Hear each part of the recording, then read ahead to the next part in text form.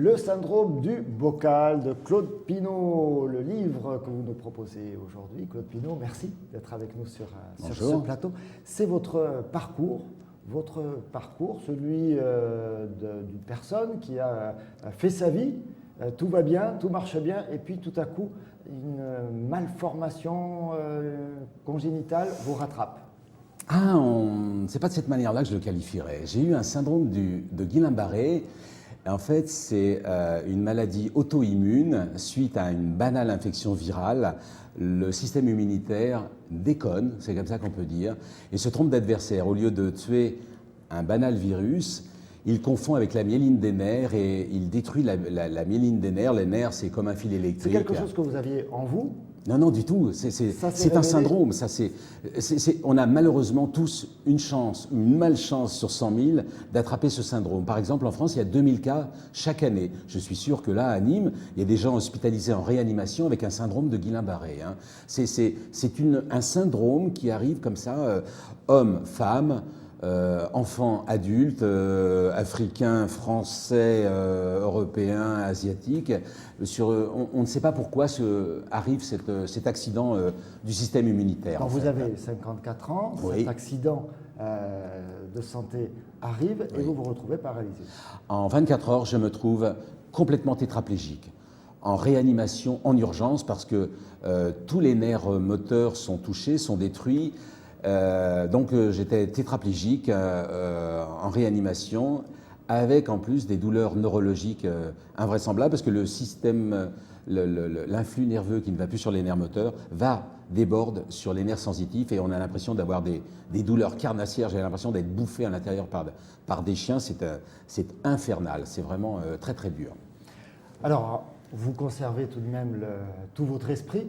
Oui, heureusement la tête est encore là.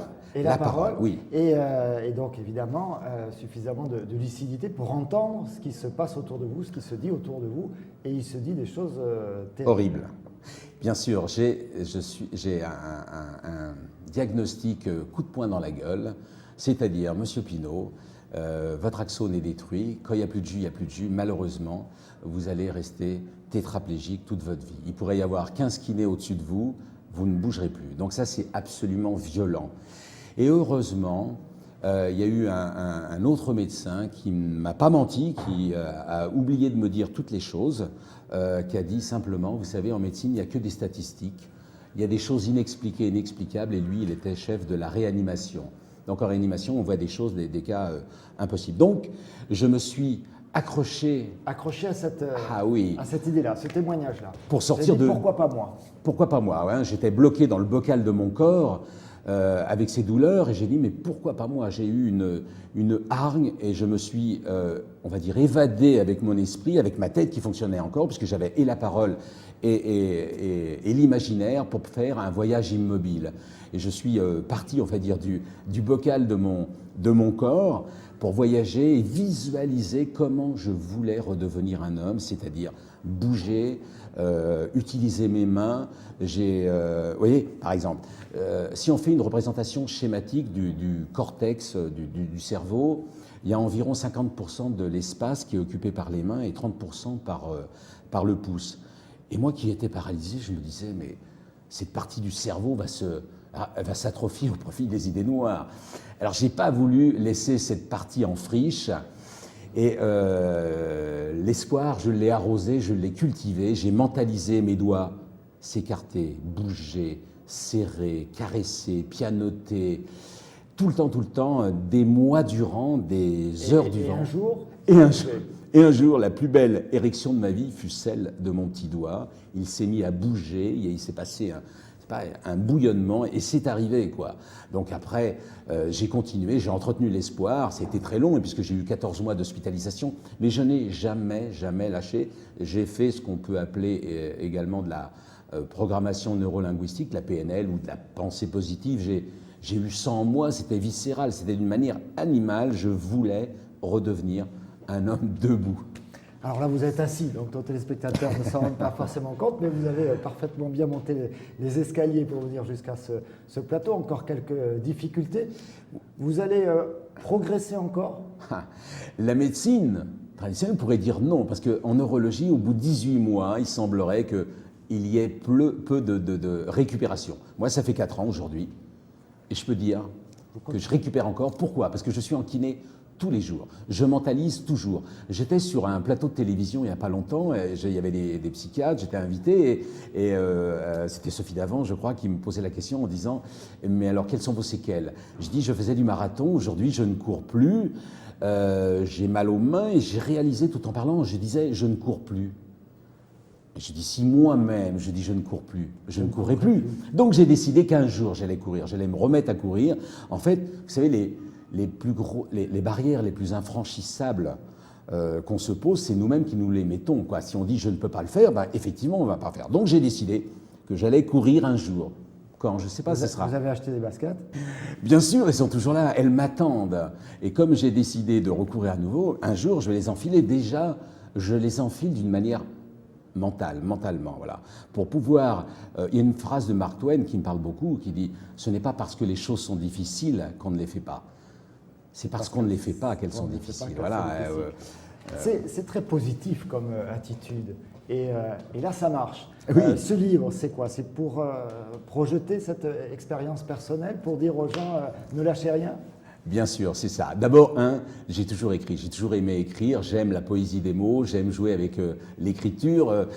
C'est pas la maladie qui m'a donné le don d'écrire, c'est que j'avais ça en moi. J'ai fait mon premier roman à 16 ans, donc j'ai mis en mots un voyage au bout de l'enfer, pour pasticher Céline, avec Destination Paradis, et je sais que c'est un livre actuellement qui fait un bouche à oreille, qui donne envie de ne jamais lâcher, jamais lâcher, même les cas les plus graves. Et si on pouvait aller au-delà de ses limites, quoi. Il y a un champ des possibles qui est possible. Le lapsus est intéressant, possible, oui, tout est possible, quoi, si on veut s'accorder des choses. Alors, je mets quand même une réserve, évidemment. Je pense aux gens qui sont en fauteuil roulant avec des cas très graves. Évidemment, on peut l'encadrer, mais encore que le positif, de toute façon, améliore les choses. Hein. Vous savez, moi, ce que j'ai fait, j'ai exagéré, on va dire, l'effet placebo. On est tous d'accord que le négatif entraîne des maladies psychosomatiques. Et moi, j'ai fait une guérison psychosomatique. J'ai tellement voulu guérir que j'ai guéri et je suis debout et je vais enfiler mes baskets très bientôt. Vous avez été primé pour ce livre, un prix particulier qui, j'imagine, vous touche beaucoup, c'est le prix Parole de Patient 2009. Oui. Ça veut dire qu'à la faculté de médecine, on va étudier et promouvoir votre livre? Ah ben, vous ne croyez pas si bien dire. J'ai fait une conférence débat à Bordeaux, j'ai été à l'université Paris-Descartes il n'y a pas longtemps. Je suis en préconisation, ce livre est en préconisation dans beaucoup d'écoles d'infirmières. Demain, je vais à Metz, il y a une journée handicap où on me demande d'intervenir pour vraiment, je ne dis pas prêcher la bonne parole, mais c'est une piste, en fait, une ouverture pour dire ne lâchez rien. Oui, alors je suis vraiment très content de ce prix littéraire qui a été accordé par un jury composé par beaucoup de personnalités et du monde de l'écriture et aussi du monde médical. Il fallait que ce soit d'abord un objet littéraire, il faut que ce soit bien écrit. Mais au-delà, on ne devait pas parler que de son histoire. Vous l'avez écrit tout seul? Ah ben bien évidemment, avec mes 2 doigts qui commençaient à marcher. Oui, bien sûr. Heureusement, chaque virgule a une importance. Il y a un rythme je me suis amusé parce que tout le monde me dit qu'il y a une certaine forme d'autodérision. Il y a de l'humour. J'ai mis de l'humour parce que pour parler des choses graves, il n'y a rien de tel que l'humour, quoi. Je ne voulais surtout pas que ce soit un livre pesant et triste sur le handicap et la maladie, parce qu'il y a des choses drôles, il y a des choses incroyables, croustillantes qu'on peut rencontrer dans les centres de rééducation. Il y a même de l'érotisme, mais il est là, à bon escient, je pense. C'est pour attirer un peu l'attention sur le monde du handicap.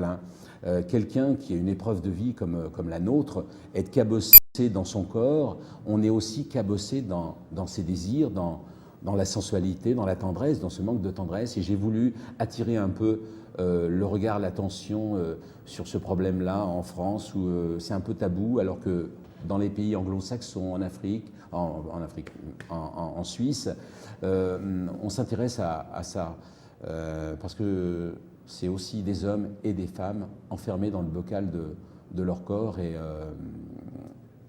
voilà, j'ai voulu attirer l'attention, faire un clin d'œil sur ce problème qui peut être délicat. Pour sortir de votre bocal, et si vous êtes en difficulté, le syndrome du bocal, et puis pour ceux qui aiment la littérature et les beaux témoignages. Claude Pinault, un récit. Merci beaucoup d'avoir été avec nous. C'est moi, merci beaucoup.